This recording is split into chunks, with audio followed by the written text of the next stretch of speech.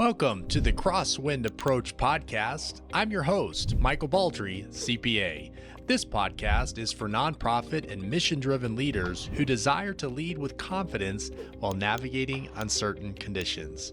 On each episode of the Crosswind Approach, we'll have a conversation with a leader who has traversed real turbulence while leading their organization. Together, we explore the habits that help organizations become resilient and remain mission-focused. If you're leading a mission-driven organization and looking to navigate toward greater clarity and confidence, you're in the right place. So sit back, relax, and enjoy this episode of the Crosswind Approach. Welcome aboard. Welcome to the Crosswind Approach. I'm your host, Michael Baldree. So glad you've joined us for this episode. The Crosswind Approach is a podcast for nonprofit executive directors, CEOs, and leaders who are facing turbulence within their leadership, and we learn from conversations on this podcast. We have an exciting guest with us today, Dr. Natalie Pickering. But before we introduce her, I want to just start with an aviation story. On the Crosswind Approach, we always start with an aviation story and apply that to nonprofit leadership. So our story from aviation today is a story from 1978. It's a United Airlines Flight 173. And it's a flight from New York, headed to Portland, Oregon, and they're just about to land when the pilot notices a problem with the landing gear. And they're not sure if the landing gear is fully locked and ready for the aircraft to land. And so they climb back up to a few thousand feet and begin circling. The pilot becomes extremely focused, as he should be, on fixing this landing gear problem. But the problem is he tunes out his crew. And they're about 30 minutes into trying to solve this problem with the landing gear when the other crew members begin to notice the fuel is beginning to run low. They tell the captain a few times, hey, our fuel is running low, but this pilot is so locked in on solving this, getting the landing gear to come down, that he completely tunes them out. And it comes to the point where they are on fumes and all four engines of United Airlines Flight 173 flame out. And they are not anywhere near the airport at this point, and they're miles away. And so the pilot comes back to normal and begins to listen to the crew, and they have to land suddenly.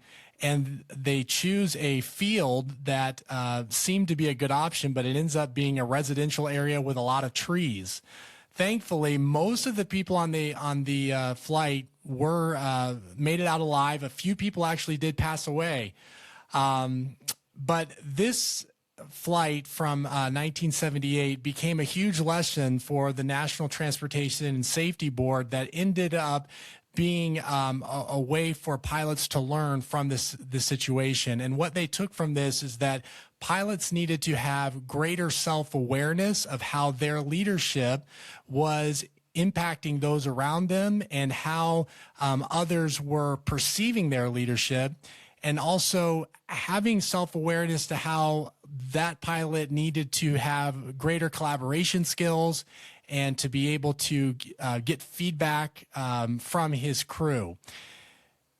So today we want to apply that, not only understand how that impacts aviation, but also how it impacts nonprofit leadership, because that's not only a lesson that a pilot who is navigating a commercial airline, but it's also an important skill for an executive director or a CEO who is piloting a nonprofit organization. Because if we are never learning from those around us, we can't really understand how they're perceiving our leadership, and that can be a dangerous situation for our organization and those we lead. Understanding our leadership identity is extremely important for those that we lead and our organization. And that's really what our podcast episode today is about. And so I want to introduce our guest for today, who has written an entire book about leadership identity. And our guest today is Dr. Natalie Pickering, an organizational psychologist, an executive coach, TEDx speaker, author of the book Leading Becomes You, a real-world framework for leading from the inside out. Dr. Natalie, thank you so much for joining us. It's a privilege to have you on the Crosswind Approach podcast. Thank you so much. And thank you for that opening story. I think that's a great segue for us. Yeah, I thought so as well. And just so excited to have you on the Crosswind Approach podcast. And before we talk about your book, Leadership on Leadership, I'd like for you to tell us just how you got here at your place in your career. I understand your path is not a straight path. And so would love for you just to share a little bit about your career trajectory and how you ended up writing this great book. Sure. Yes. Thank you. In my early years, I actually started in education, taught high school language arts, and lived internationally for a few years, working in a not-for-profit organization internationally. And then I was doing more clinical work. So I pursued training in clinical counseling, got my PhD in clinical psychology, and was really focused on trauma. So my clinical specialty is in post-traumatic stress disorder and moral injury, all of which I learned mainly from combat veterans. And then, of course, a lot of trauma where we were living internationally. So I worked in the clinical space for several years, and then I pivoted and I took a position at a healthcare facility, and I built and ran an internal employee assistance program. So lots of organizations have these internal EAP programs to provide support services. And I started keeping data on why are people coming to EAP? And I realized a lot of stories were around my manager, my supervisor, my team, my leader. So I made a really big career pivot based on that experience, as well as some of my therapy work with individuals working in not-for-profits. And I thought, how can I use my skill set more strategically to bring health up the leadership line so that my frontline gains? If we can bring health here, maybe more people, right, can not feel like they're going to throw up on Sunday night before they go to work, which is a story I heard lots of times.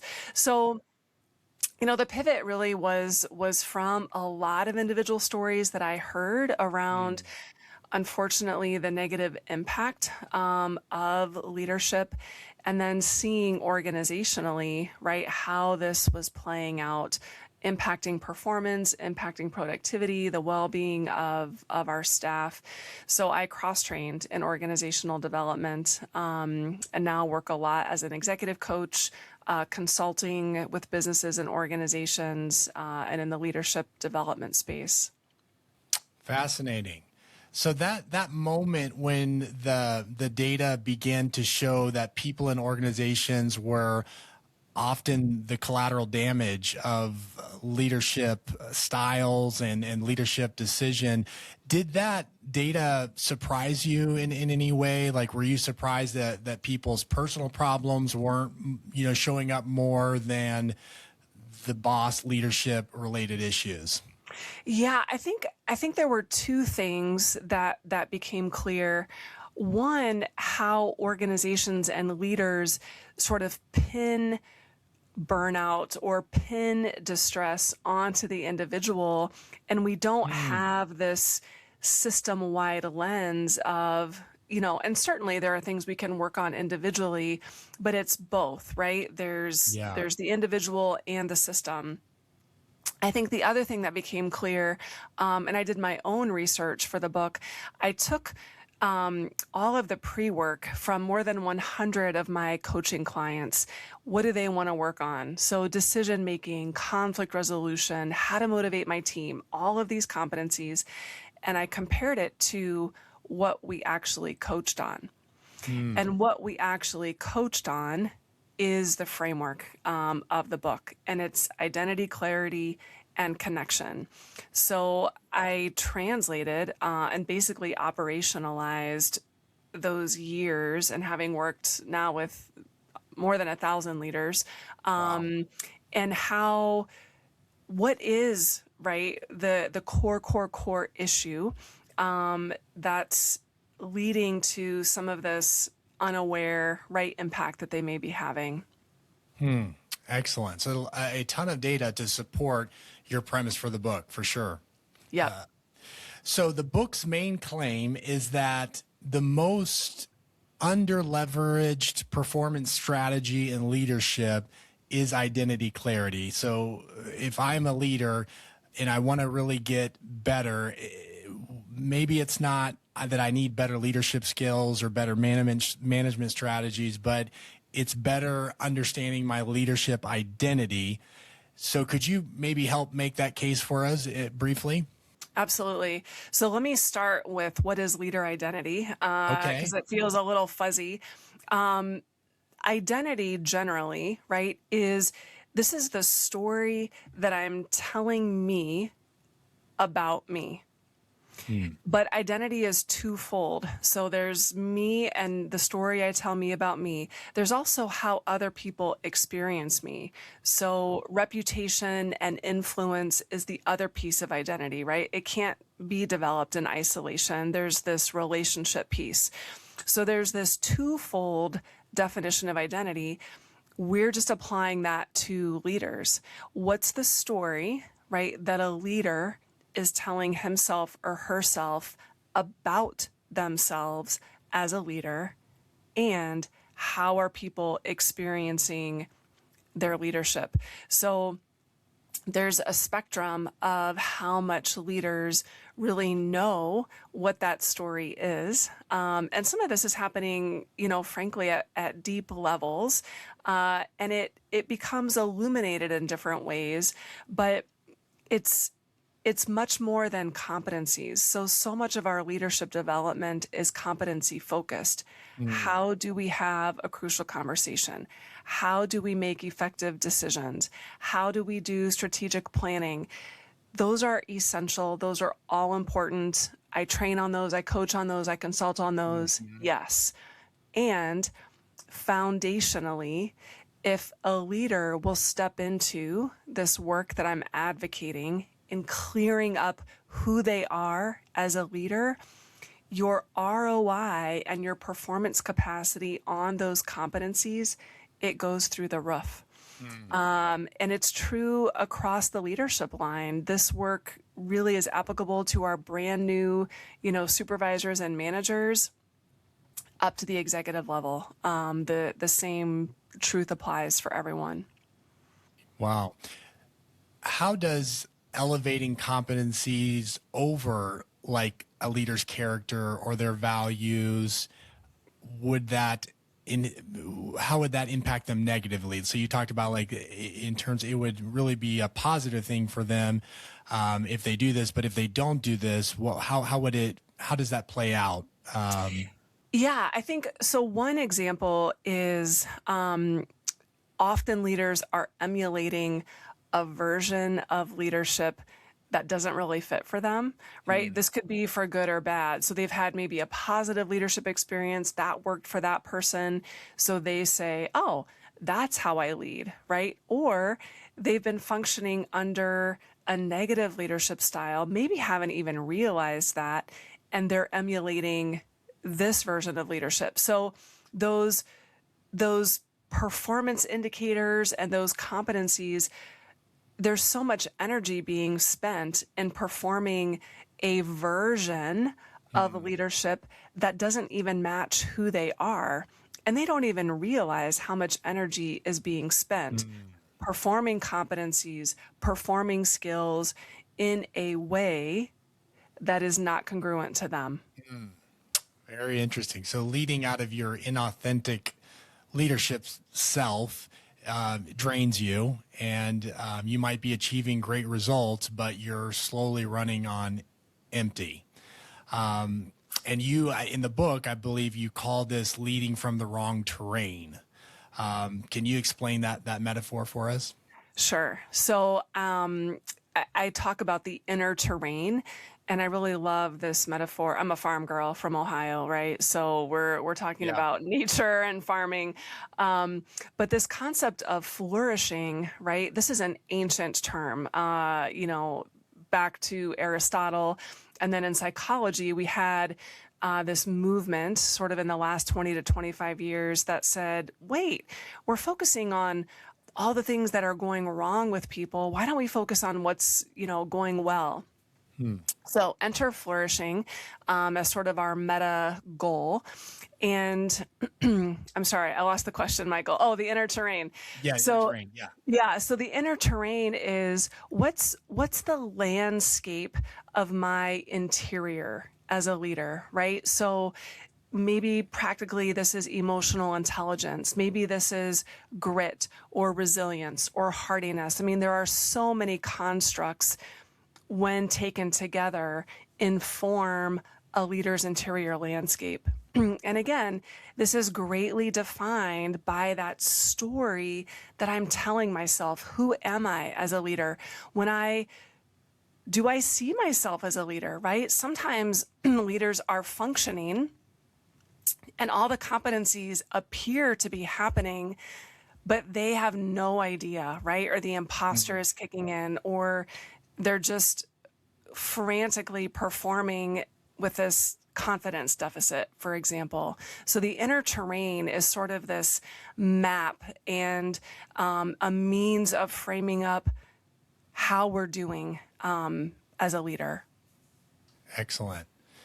And so if we dive in kind of like a little more deeper into the terrain, as I understand it, they're on kind of like two axes between identity and connection. Yep. And you can be in the swamp, which is like very low identity awareness and also no connection, right? Yep. That's right. So if maybe walk us through what it's like for a leader to find themselves in the swamp. Sure. And maybe what does that look like, on a Tuesday morning for an executive director of a nonprofit organization who finds themselves in the swamp as they're leading?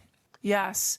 So the swamp is the intersection of low identity clarity and low connection, so inauthentic connection. And I think the best term that would capture this is like a chameleon.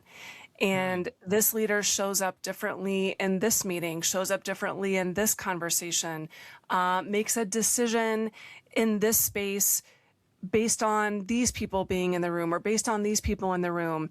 And so there's this just very unsettling, and they may not even recognize it, but when they get honest, there's this unsettling experience of which version am I, right? Because there's not this solid, clear identity of my leadership approach and my leadership identity that stays consistent, whether I'm talking to donors, whether I'm talking to my board, whether I'm talking to my direct reports.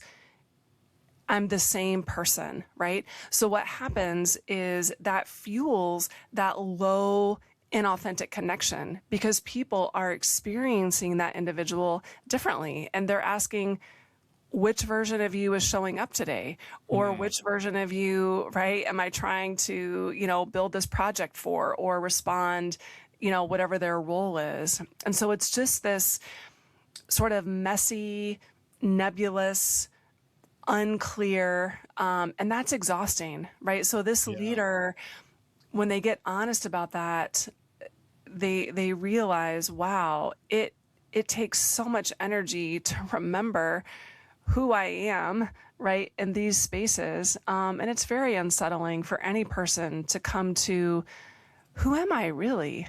When I set all that aside and really dig in, who's the leader that I want to be, and how do I show up as that person on Tuesday morning, Thursday morning, Friday afternoon?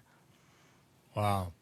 When I think of burnout, I think I often just automatically think of external things that cause me burnout. But when you describe that, I can understand how the internal dimensions of those identities and the conflicts there create this exhaustion that leads to burnout. Yeah, I love that insight, and that's true, right? And I think sometimes we also pin burnout on the person who's connected to everyone else's agenda and not to this just shifting between different versions of myself and how that catches up with people over time. Wow, that's really good. So you've described what's happening to the leader going through the swamp. If I'm a leader who's going through the swamp, how the people that I'm leading, how are they affected by that? You described a little bit, they're going to be confused because it's a different person showing up. Would there be any other effect upon the team members for a leader who's going through the swamp? Yeah, I think you miss. I do a lot of training on creating a feedback rich culture, right? So many organizations have top down feedback, and leaders need to build their own systems of feedback, right? That goes up the chain. So this leader and the leader in the petrified forest on the other side, they're missing genuine responsiveness of people, right? People aren't sure. You're also missing trust. So people do not trust a leader who shows up in all of these different spaces. So then you're missing this authentic sort of responsiveness and feedback around how your leadership is landing. That goes away. So trust is a big thing that is not there when the leader's going through the swamp. Yes. And psychological safety, right? Which goes hand Yeah, in hand with trust. So absolutely. if I'm not sure which version of this person is showing up, am I safe to be myself on this team Yeah. or in this organization?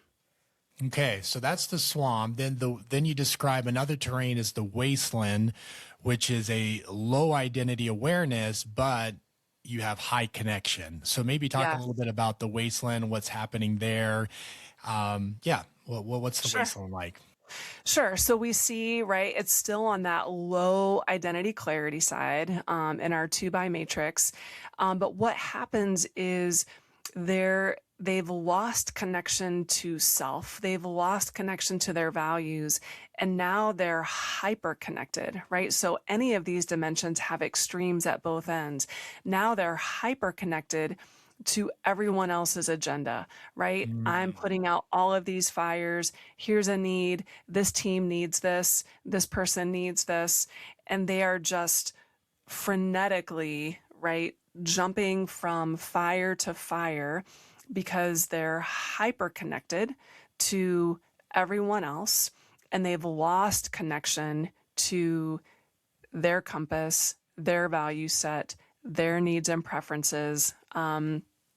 I see this one a lot in healthcare. Frankly, I see this a lot in any helping organization, including not for profits, right, that are often missionally driven to mm. help and serve.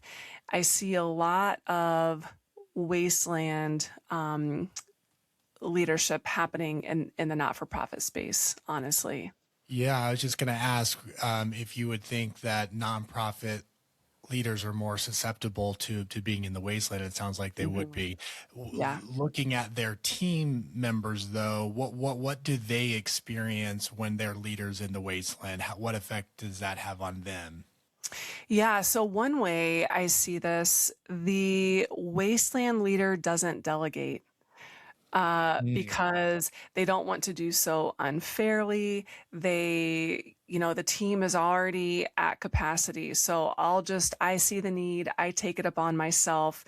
And so sometimes the team interprets that as maybe, right, they aren't being trusted, or maybe their performance isn't, meeting this person's expectations. Um, the other thing that can happen in the wasteland is not the leaders who are in this space often struggle with feedback. So having direct conversations, not wanting to, hurt anyone or offend anyone. They're just holding everything internally, and it's too much. Okay. The next terrain is the petrified forest, where you have high identity clarity, but low connection. So maybe walk us through what that looks like for a leader who might find themselves in the petrified forest. Sure. So this is the opposite extreme. And the identity clarity is too much. So much so this leader has locked in on a version of their leader identity that has been successful in the past, right? Like maybe I got our organization through this, I've done this, I've done this, I've done this. So this is who I am as a leader. I'm not changing. Sometimes this leader will say, Dr. Pickering, I don't really need coaching. I just need you to help my team, right? And actually the research bears this out, that sometimes, this is not true for all leaders, but sometimes as leaders sort of climb the ladder into more senior roles, they lose openness to their own growth and development, right? I've done all the things. So ultimately, right, in the petrified forest, there's this version of them that's just unchanging and static and locked in. So what happens, right, with that low connection, there's no feedback, there's no input, there's just no vulnerability, right? And frankly, no relationship, because it's hard. There's no give and take, right? With someone who's so locked in that this is me, this is my approach, this is how I do it. Done. So that situation kind of describes the situation of the example of the pilot I described, where perhaps he brought all this experience and assuming that he knew everything and didn't really need the input of the crew, and wasn't open to their feedback, and then the result was catastrophic. Would you say that leaders who find themselves in this terrain are in a maybe more dangerous situation than the other terrains? And is it, in your work with leaders in the various terrains, is this terrain the most difficult to lead a leader out of? I think it can be, right? Often leaders who are in the wasteland, they're emotionally exhausted and they know they can't sustain this pace, right? Part of what happens in the petrified forest is this mindset that I really don't need input or counsel or growth, and so it's a version of a blind spot that, right, is hard to, for them to set aside. I think the swamp blind spot is different, but there's still that emotional unsettling, right? There's this something that often drives them to coaching or seeking a mentor or getting, some kind of support. But yes, the petrified forest can be challenging. And often, I think for any leader, right, asking the question, what would people say? Right. And trying to shift out of that story I'm telling myself, which is I've got this, I've done all the things, I've done the merger acquisition, I've done the reorg, there's nothing right left for me to do. I've got it. But asking the question, what would your team say?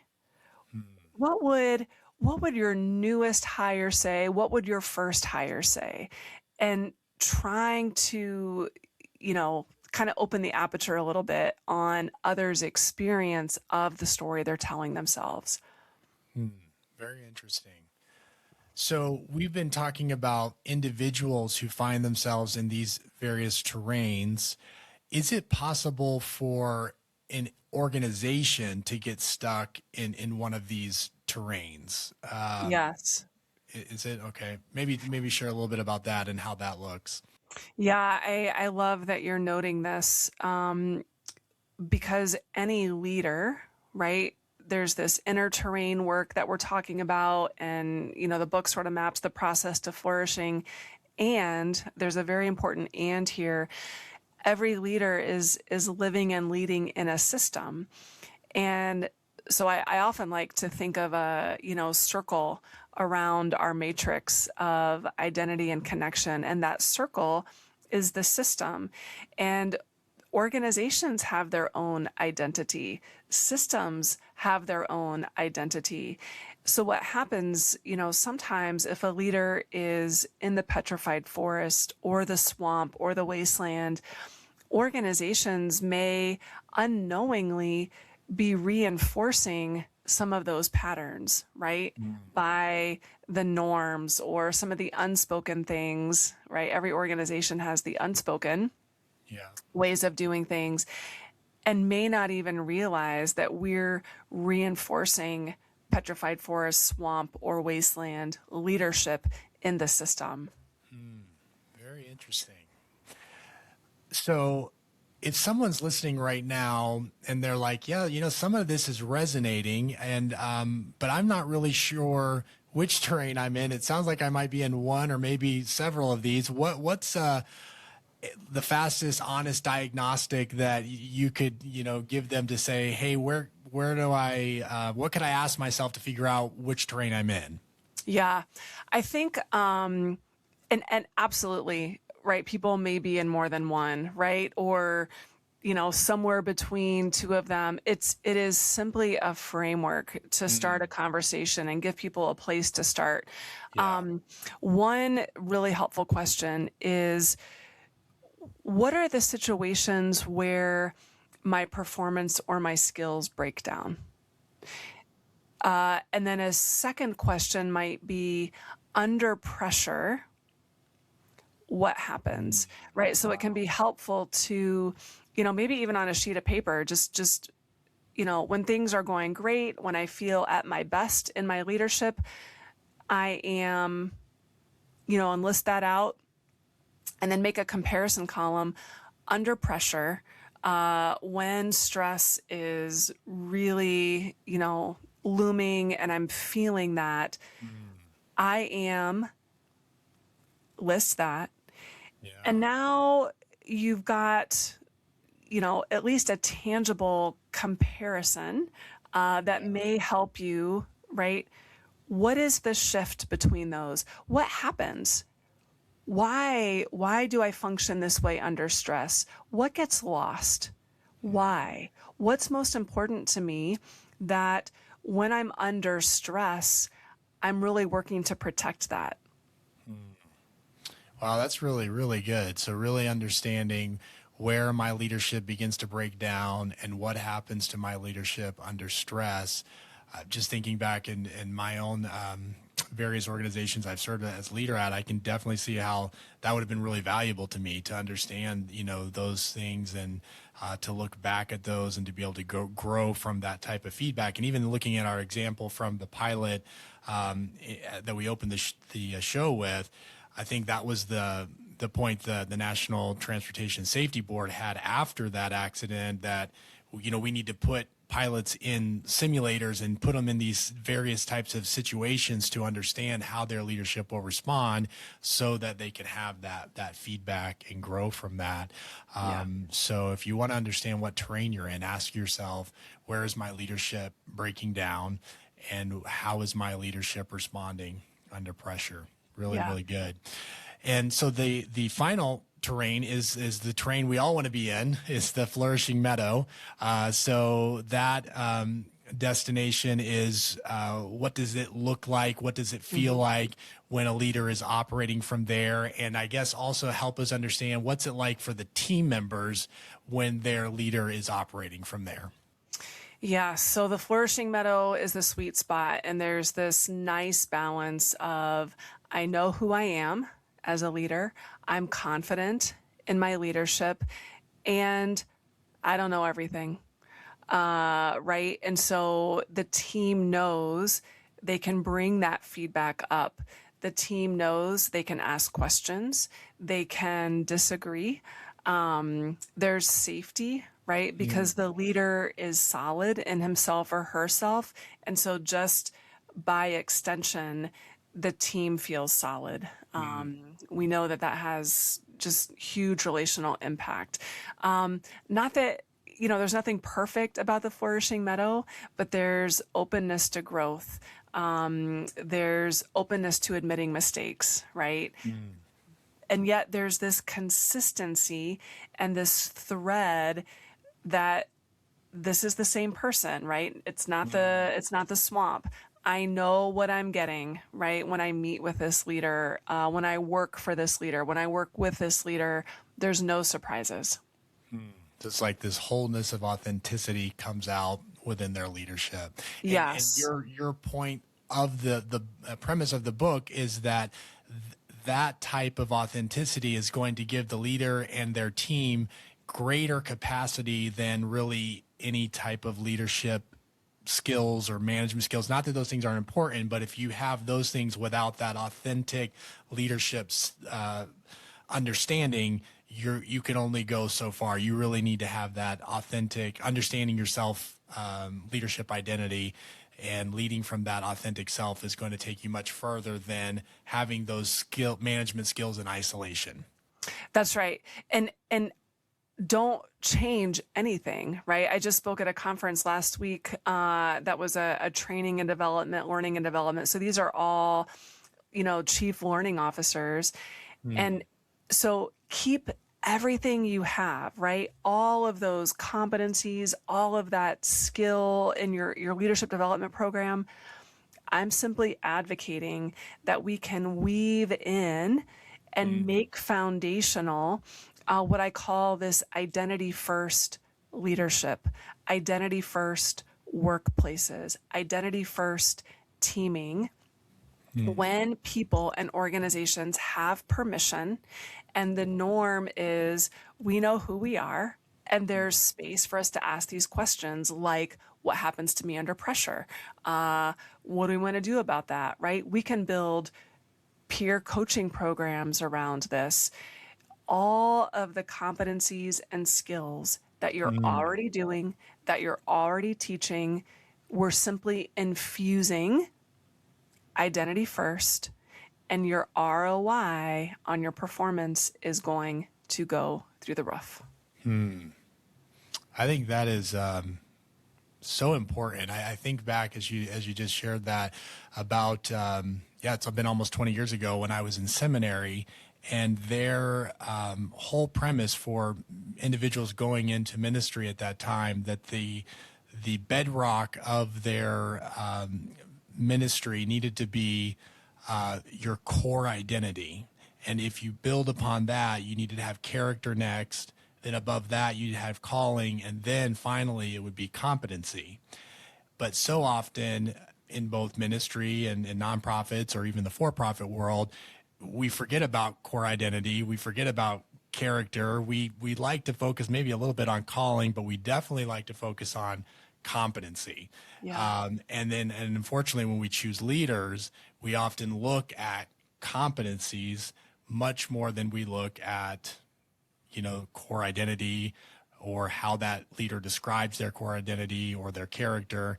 And so I think your book is spot on in helping organizations understand, hey, don't neglect identity because it's huge. And It competencies, I is. think they will give you immediate results and you might like those, but if you want the sustainable long-term results, you really need to go deep with the core identity. That's exactly it. And I understand where the resistance comes from. This takes time. I call it the muck, right?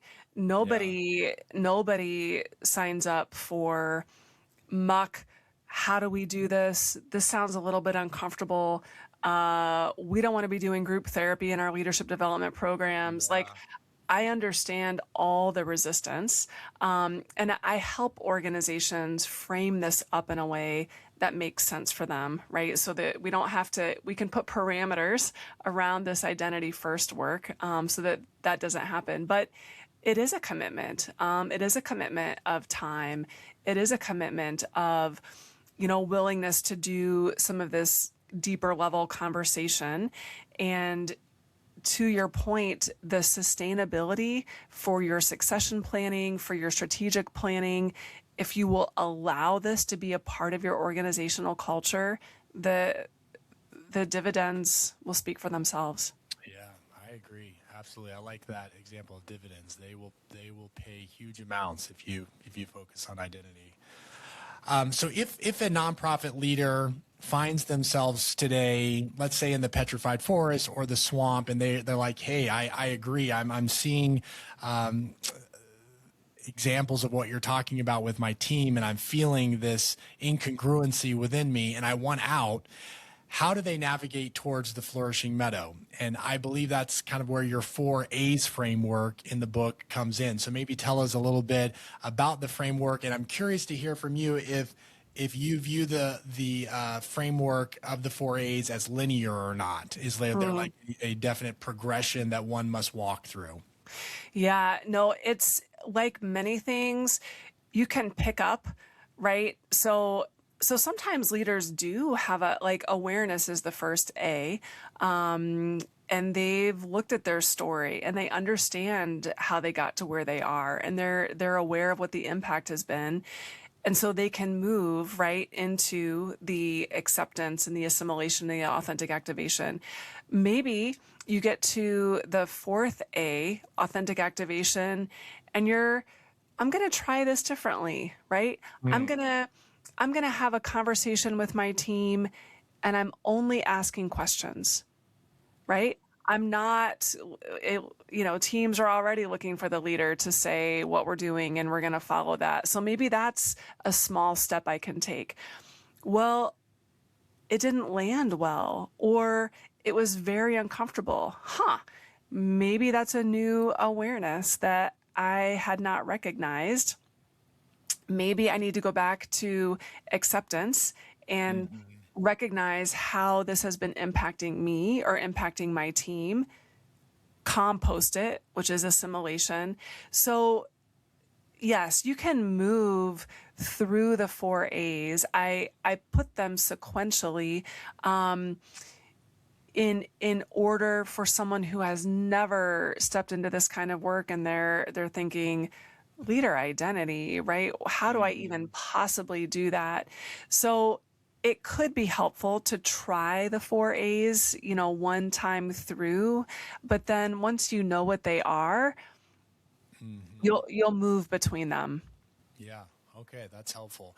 So is there an example or a story from leaders that you've worked with, like let's take activation for a moment, when someone is recognizing their incongruent leadership and they're going through the 4A's, and then they reach this moment where they recognize that I am responding to this situation, this decision in a more authentic, healthier way, and they actually recognize it within themselves in that moment, and maybe they recognize how it's impacting the team differently. Yes. I'm thinking of a fairly recent example. So supporting a female physician, and she was pivoting, so doing just great clinical work and then stepping into more of a leadership role. And her tension was there are expectations of other physician leaders, and personality is part of this, the system is a part of this. And so she was very much trying to mold her program and mold her initiative into what she thought the medical culture and the healthcare culture demanded, and it was eating her alive. She, every decision was, what will they think of this? Every, request for, budgeting. How do I spin this in a way that they're going to?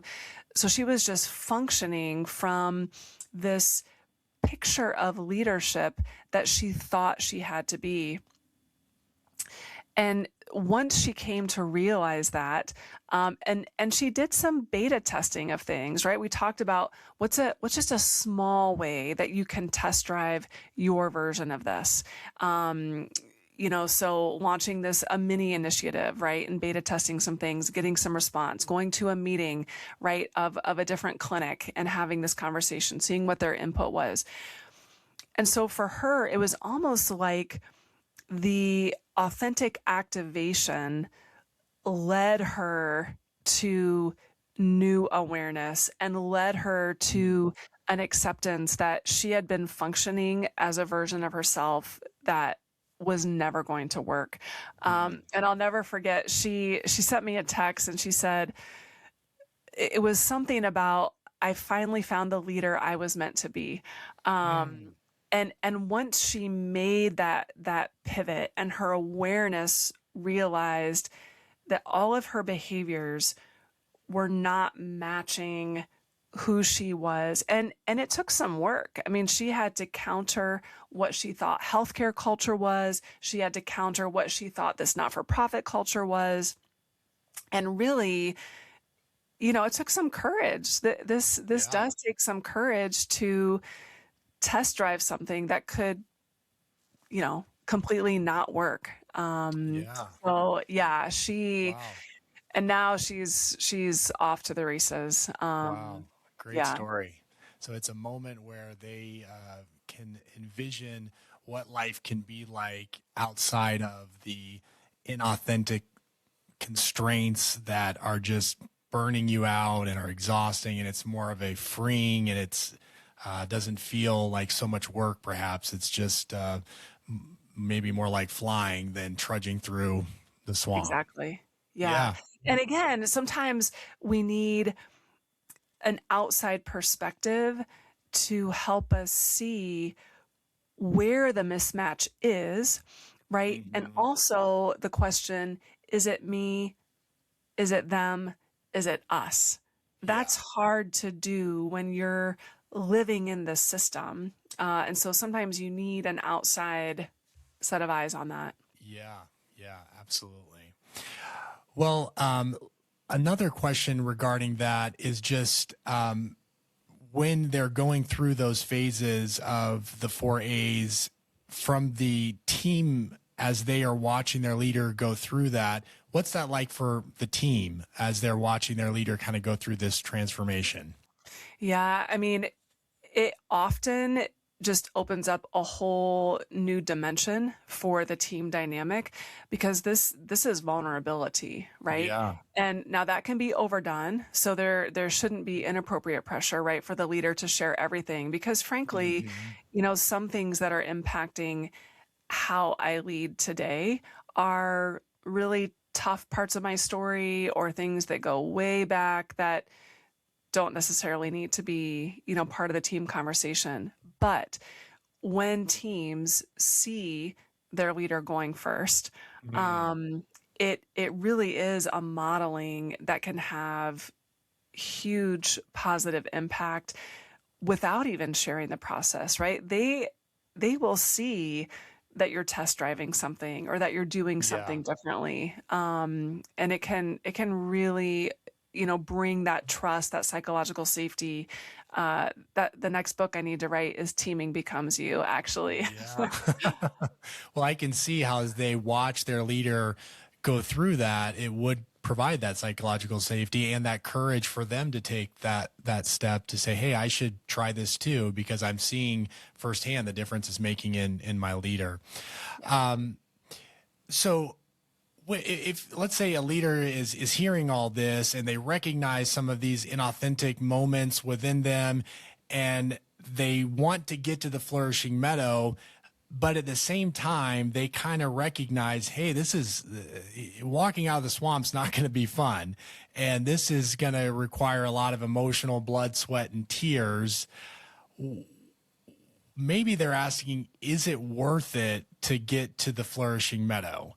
And I wonder if they're listening to this right now and they are asking that question, how would you respond to that? It might seem obvious, but when you think about, because you have said in the book, you know, this is not going to be an overnight thing. This is going to take weeks, months, maybe a year or more to get through. That's a long time. So if they're asking, is it worth it to go through this to get to the flourishing meadow? What's your response? I think the mindset shift there is we're doing this for life. So I'm not even time stamping how long it goes through the 4 A's. I wrote a framework, a helpful sort of practical guide for what I strongly believe all leaders should be doing over the duration of their entire careers. So I think if we look at it from that perspective, that this is part of doing leadership well, and there happens to be this, you know, suggested framework of what that looks like, you know, to make this deep identity, fuzzy sounding stuff super practical, which was what my goal was. Then it doesn't matter, right? How long it takes. And growth is uncomfortable. You know, I think we like the sound of the word leadership, and we like, you know, all that it entails, and it is incredibly rewarding and fulfilling, and it is hard work. And so the other thing I hear a lot from leaders, maybe more so than the blood, sweat, and tears, is like giving themselves permission to step into the work, right? Like, I've got so much to do. I'm helping my team, right? I'm running this not-for-profit organization. I mean, so many people are depending on me. How do I get to step into my own, you know, personal growth work? But we can bring back the question that you so insightfully noted about the team impact. Like, it's more than you as the leader who gains, right? If we bring it full circle back to our definition of identity, there's the story I tell me about me. And the more congruent that is, the more freedom I have. And there's the story I want others to read about me, and what is their lived experience of being, you know, in followership relationship with me. They gain too, right? So it's much bigger than what you gain in freedom. The impact is, it goes on and on. Yeah. So the flourishing meadow is not really a destination. Maybe we shouldn't look at it that way, but more so just a continual journey towards that, a better understanding of who I am as a leader and how I'm impacting others. And as I continually grow in that awareness, I'm becoming a better leader as I stay on that journey. Any moment where I choose to say I've arrived or I've stopped, it's the moment when I've stopped growing. That's right. It's almost like, if we use the flourishing meadow metaphor, I'm recovering more terrain for flourishing. So I've recovered, you know, this much terrain for flourishing. I'm going to recover more flourishing meadow. I'm going to recover more flourishing meadow from the swamp or the wasteland or the petrified forest. Yeah, that's how I like to think about it. You're That's just good. Yeah. expanding your acreage. Yeah. Excellent. Well, as we approach our final descent of our podcast flight, let me ask you one last closing question. Let's say there is an executive director and they are in the swamp and they are feeling the effects of incongruency, and they see dysfunction on their teams because of their incongruent leadership. Maybe what would be one thing they could do today as they maybe begin to take that first step towards the flourishing meadow? What's just one practical thing you would tell them today? It might seem hopeless, but it's not. And what's one thing they could just do today to shift their mindset to say, hey, you can be on a journey towards the flourishing meadow? Yeah, I mean, I think asking the question is the best first step. If anyone is listening who is doing a little bit of a gut check and thinking, I wonder if I might be slipping into one of those terrains, that's already right, the first step. And then I think, a practical next step is to it is a little uncomfortable out of the gate, but what impact is this having? So I'm noticing, something in there, some muck, right, so to speak.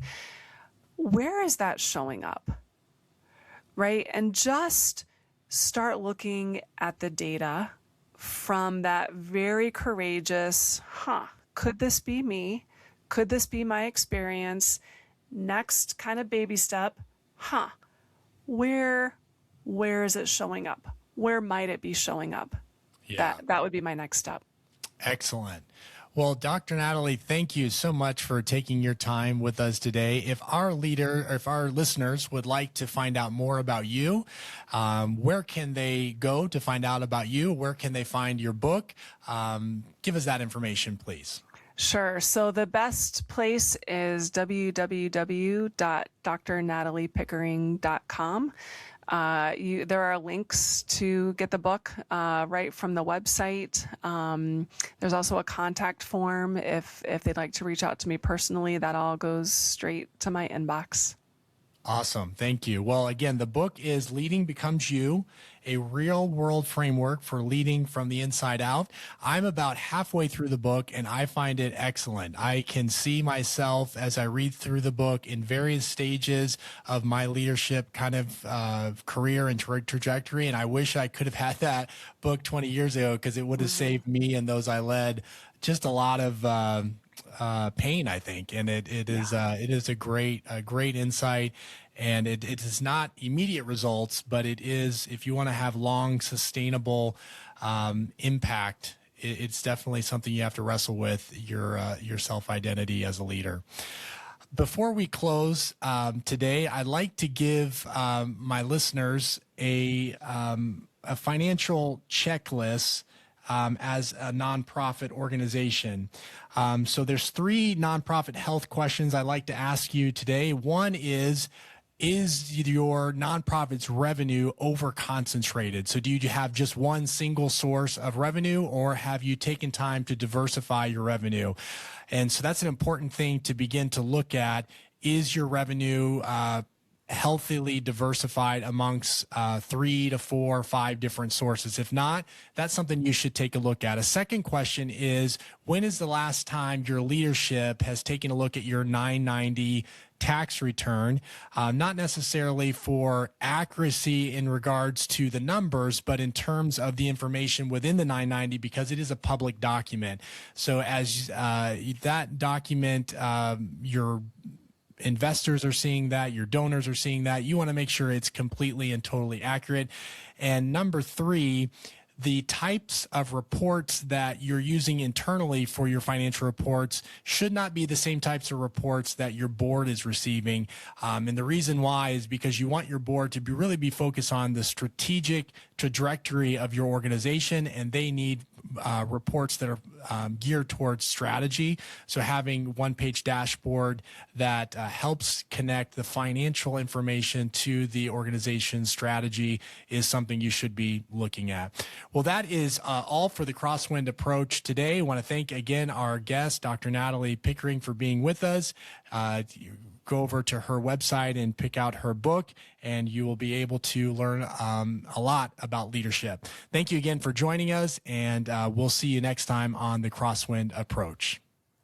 Thank you for joining me on the Crosswind Approach. If today's conversation helped you think differently about leadership, financial clarity, or navigating uncertainty, I would encourage you to subscribe to the podcast and share this episode with another mission-driven leader. And if you'd like to learn more about my work as a CPA and fractional CFO supporting nonprofits and mission-focused organizations, you can connect with me on LinkedIn. You'll find the link in the show notes, and I'd love to continue the conversation there. Until next time, keep your instruments calibrated, your communication clear, and your mission moving forward.